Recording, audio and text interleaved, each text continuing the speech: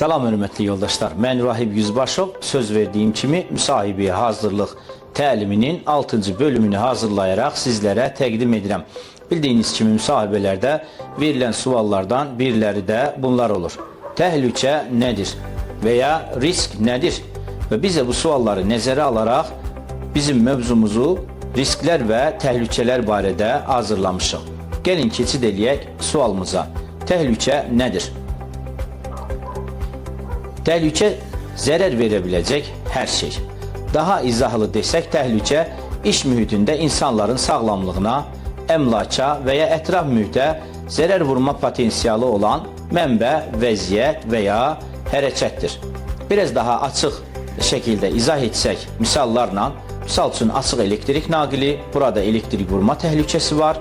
Həddən artıq səs-küy, burada eşitmə itkisi təhlükəsi var. Eyni zamanda sürüşkən döşəmə, burada yıxılma təhlükəsi var. Ətrafda zəhərli ilanın olması, burada sancma təhlükəsi var. Düşən əşyalar, burada əşyaların düşmə təhlükəsi var. Sual: biz hansı təhlükə növlərini tanımalıyıq? Cavab: fiziki, kimyəvi, psixoloji, ətraf mühit, ergonomik, bioloji, geoloji və digər təhlükə növlərini. Daha açıq izah etsək, fiziki dedikdə səs-küy, vibrasiya, yüksək temperatur, misal üçün istilik stresi, gün vurma, yanıq, eyni zamanda radiasiya. Kimyəvi təhlükələr dedikdə mayələr, misal üçün təmizlik məhsulları, boyalar, qazlar, misal üçün karbon monoksid, xlor və tozlar, misal üçün siment tozu deyə bilərik. Eyni zamanda psixoloji təhlükələr, iş yerlərində zorakılıq, təzyiq, qorxu, həddən artıq iş yükü və eyni zamanda nəzarətsiz iş və ya işdə nəzarətin olmaması. Ətraf mühit təhlükələr dedikdə keyfiyyətsiz və çirkli hava, su, torpaq deyə bilərik və həmçinin azbest və təhlükəli tullantılar da ətraf mühit təhlükələrindəndir. Ergonomik təhlükələrə gəldikdə isə düzgün tənzimlənməmiş iş yeri, tez-tez yük qaldırma, yanlış bədən duruşu və təkrarlanan hərəkətlər deyə bilərik. Bioloji təhlükələrə gəldikdə isə qanlar və ya digər bədən mayələri, zəhərli göbələk, kif və həmçinin həşərat sancması deyə bilərik. Və həmçinin geoloji təhlükələr dedikdə zəlzələ, vulkan püskürtməsi, daşqınlar və torpaq sürüşməsi deyə bilərik. Digər təhlükələr desək, misal üçün hündürlükdən düşmə və ya qoruyucusu olmayan avadanlıq və ya iti kəskin künclər və həmçinin təcrübəsiz işçi və ya çimdik nöqtələri deyə bilərik. Biz təhlükələrin birini və ya ikisini sizdə şəkildə nümunə olaraq göstərəcəyik ki, sizə təhlükələr daha açıq şəkildə aydın olsun. Misal üçün göldə köpək balığını görürük və gölün kənarında isə insanı görürük. Həmin köpək balığı insan üçün bir təhlükədir və digər şəkildə insanı həmin köpək balığının yanında üzdüyünü görürük. Bu isə artıq onun üçün riskə çevrilmişdir və digər şəkildə evin içərisində insan və yuxarıda ildırımı görürük.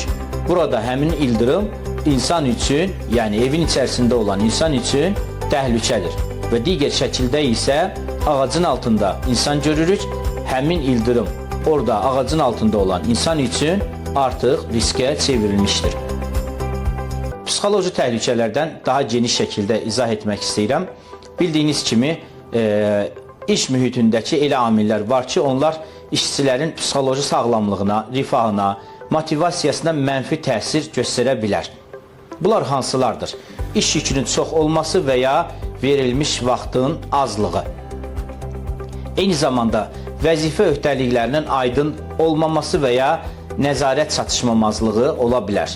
Və həmçinin zəif ünsiyyət və negativ iş münasibətləri də bura daxildir.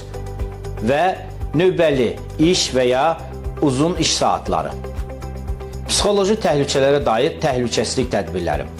İş yükünün ədaləti bölüşdürülməsi və bir işi bitirmək üçün real müddətin verilməsi, işçilərin vəzifələrinin və ya məsuliyyətlərin aydın şəkildə təyin edilməsi, açıq və şəffaf ünsiyyətin təşviqi, münaqişələrin vaxtında həlli, növbə cədvəlinin balanslı hazırlanması, uzun iş saatlarının məhdudlaşdırılması, psixoloji dəstək xidmətlərinə, misal üçün, psixoloq və ya konsultasiya çıxış imkanları yaradılması və eyni zamanda psixoloji təhlükələri biz aradan qaldırmaq üçün müəyyən tədbirlər seçməliyik. Misal üçün, rəhbərlikdən dəstək almaq, təhlükələrin aradan qaldırılması üçün resursların ayrılması və digər müvafiq dəstəklər göstərməyi misal gətirə bilərik.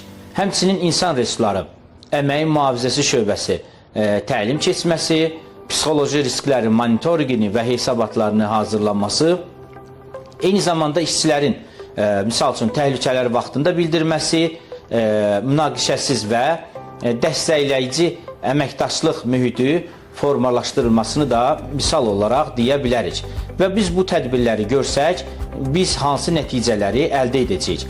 Psixoloji təhlükələr vaxtında müəyyən ediləcək və düzgün idarə etmə sistemi qurulacaq, işçilərin rifahı artacaq, istehsalatda məhsuldarlıq yüksələcək və beləliklə də müəssisədə sağlam iş mühiti təmin olunacaq. Risk nədir? Risk müəyyən bir təhlükənin baş vermə ehtimalı və bu hadisənin mümkün nəticələrinin ağırlığının kombinasiyasıdır. Qısa desək, risk bərabərdir ehtimal vurulsun nəticə. Digər misalları sizə göstərəcək ki, daha aydın olsun. Misal üçün, şəkildə gördüyünüz kimi sürüşkən döşəmə, burada bu təhlükədir və risk isə işçinin yıxılaraq xəsarət alması ehtimalı və xəsarətin ağırlığı. Bu şəkildə siz açıq elektrik naqili görürsünüz şəxsin əlində, bu bir təhlükədir. Risk isə elektrik vuraraq xəsarət alması ehtimalı və xəsarətin ağırlığıdır. Burada siz kimyəvi maddələrdən istifadə görürsünüz. Kimyəvi maddəni istifadə etmək təhlükə, eyni zamanda burada həmçinin risk, zəhərlənmə, yanıq və sağlamlıq problemləri, misal üçün peşə xəstəliklərini deyə bilərik. Sual: biz riskləri nə üçün qiymətləndiririk? Cavab: risklərin qiymətləndirilməsi sağlamlıq, əməyin təhlükəsizliyi və ətraf mühitin mühafizəsi əsas tələblərindən biridir və aşağıdakı məqsədlərə xidmət edir. İnsanların sağlamlığını və həyatını qoruyur, potensial təhlükələri əvvəlcədən müəyyən edərək xəsarətlərin, peşə xəstəliklərinin və bədbəxt hadisələrin qarşısını alır, riskləri tanımaqla onların baş vermə ehtimalını və nəticələrinin ağırlığını azaldır, iş yerlərində təhlükəsiz və sağlam əmək şəraitini təmin edir. Eyni zamanda ətraf mühitin qoruyur və qanunvericiliyin tələblərinə əməl etməyə köməklik edir və qabaqlayıcı tədbirləri planlaşdırılmasını həyata keçirdir, maddi və istehsalat itkilərini azaldır. Qısaca desək, STEM baxımından risklərin qiymətləndirilməsi insanların, ətraf mühitin və təşkilatın qorunması üçün əsas və zəruri sistemdir. Sual: riskləri qiymətləndirərkən neçə növdən istifadə edirik? Cavab: biz 3 növdən istifadə edirik. Aşağı risklər, orta risklər və yüksək risklər. Aşağı risklər adətən işə icazə vərəqinin üzərində və işdən öncə qiymətləndirmə vərəqinin üzərində icra olunur. Lakin orta risklər isə supervizorlar, STEM mütəxəssisləri tərəfindən qiymətləndirilir ki, öncə biz işin görülmə ardıcıllığına baxış keçirdirik. Misal üçün, ingilis dilində buna method statement deyirlər və biz prosedur plana diqqət yetirdik. Hansı ki, hansı işlər sıfırdan ta sona qədər icra olunacaq, ona baxış keçirdirik və burada hansı risklər, hansı təhlükələr var müəyyənləşdiririk və bu şəkildə qiymətləndirmə aparırıq. Yüksək risklər isə aidiyyəti olan mühəndis və ya rəhbər şəxslərin iştirakı ilə qiymətləndirilir ki, burada biz STEM meneceri və ya digər şöbə müdürlərini də cəlb edirik ki, riskləri düzgün şəkildə qiymətləndirək və müvafiq tədbirlər görək. Sual: riskin səviyyəsini necə müəyyənləşdiririk? Cavab: risk matrisinin üzərində təhlükənin baş vermə ehtimalını və nəticələrini müəyyənləşdirməklə. Biz risk matrisini hazırlayarkən 3, 4 və ya 5 sütundan istifadə edirik. Və burada biz 5 ehtimal və eyni zamanda təhlükənin ağırlıq dərəcəsini də 5 qeyd edirik. Və təhlükənin ağırlıq dərəcəsini sizlərə bildirirəm. Zədəsiz, yüngül zədə, tibbi zədə, böyük zədə və ölüm. Və həmçinin burada biz ehtimallara da diqqət yetirməyimiz lazımdır. 1. Çox ehtimal edilir. 2. Ehtimal edilir. 3. Güman edilir. 4. Mümkündür. Və 5 isə çox az ehtimal edilir. Və biz beləliklə riski qiymətləndirərkən ehtimal və nəticələrə diqqət yetirməliyik və həmçinin burada biz 25 xana təyin etmişik ki, bu xanalarla biz riskin qiymətləndirilmə prosesini icra edirik və beləliklə risk faktorunu əldə etmiş oluruq. Sual: biz risklərin qiymətləndirilməsi zamanı nəzarət tədbirlərinin ardıcıllığında hansı tədbirlərə daha çox üstünlük verməliyik? Bilməyimiz lazımdır ki, biz nəzarət tədbirlərinə diqqət yetirəndə burada 5 nəzarət tədbiri görürük ki, hansı ki aradan qaldırma, əvəz etmə, mühəndislik nəzarəti, inzibati nəzarət və fərdi mühafizə vasitələrindən istifadə. İlk öncə üstünlük verəcəyimiz aradan qaldırma olmalıdır. Yəni riski qiymətləndirərkən çalışmalıyıq ki, risk heç olmasın. Əgər bu mümkün deyilsə, ən azından biz aşağı riskli hər hansısa bir əvəz etməklə işə davam edə bilərik. Və bu da mümkün olmadıqda mühəndislik nəzarətinə diqqət yetirməliyik. Misal üçün, hər hansısa bir qurğunu işlətdikdə əgər onun qoruyucusu yoxdursa, biz mühəndislik nəzarətini icra edərək beləliklə ona hər hansısa bir qoruyucu düzəldə bilərik ki, onun yanından keçən bir işçi yıxılarkən o qoruyucu onu ən azı kiçik zədə ilə o qurğudan qorumuş olsun. Və inzibati nəzarət də vacibdir.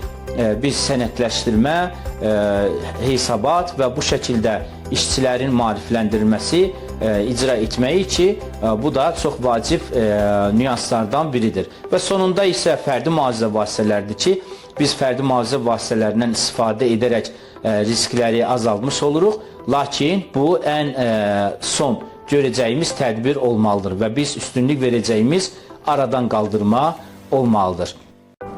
Yoldaşlar, bilməyimiz lazımdır ki, hər hansısa bir işi təhlükəsiz icra etmək istəyiriksə, mütləq işləri icra etməmişdən öncə biz işin görülmə ardıcıllığını aidiyyəti şəxslər tərəfindən hazırlamalıyıq, təsdiqləməliyik və bundan sonra riskin dəyərləndirilməsini icra etməliyik. Risklərin dəyərləndirilməsini icra edərkən biz bu formanı necə yazırıq? İlk öncə biz işin ümumi adını bu formanın başlığında qeyd edirik. Daha sonra sıra sayını qeyd edirik və bundan sonra biz hansı işi icra eləyəcəyik, o işin adını burada qeyd edirik.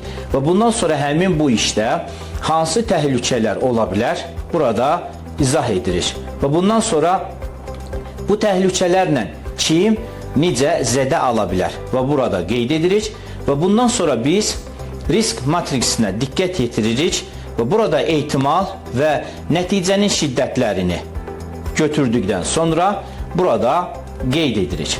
Və bundan sonra biz mövcud nəzarət tədbirləri qeyd edirik. Və burada biz nəzarət tədbirləri dedikdə nəyi nəzərdə tuturuq? Yəni, hansı ki burada baş vermiş və ya baş verə biləcək ehtimalı olan təhlükələrin aradan qaldırılması üçün, qabaqlayıcı tədbirlər görməsi üçün biz nə etmişik və ya nə edəcəyik. Və bundan sonra biz əlavə nəzarət tədbirləri qeyd edirik ki, bu da hansı ki bizə gələcəkdə təhlükələrin aradan qaldırılması üçün lazım olacaq. Və həmçinin biz burada gördüyümüz nəzarət tədbirləri və eyni zamanda əlavə nəzarət tədbirlərindən sonra riskləri minimuma endirmiş oluruq. Və bundan sonra hansı ki nəzarət tədbirlərini icra edəcək və ya əlavə nəzarət tədbirlərini icra edəcək şəxslərin adlarını burada qeyd edirik və burada nəzarət tədbirlərində qeyd olunmuş avadanlığı, alətlər və lazım olan resursları kimlər icra edəcəksə, onlar yazılır və həmçinin tarixlər qeyd olunur ki, biz həmin tarixdə onlardan tələb edək. Bu sadəcə qısa olaraq riskin qiymətləndirilməsi forması necə doldurulur, o barədə informasiya idi. Daha geniş şəkildə növbəti bölümlərimizdə sizə informasiya verəcəyik. Diqqətiniz üçün təşəkkür edirəm. Növbəti bölümlərdə görüşənə qədər sağ olun.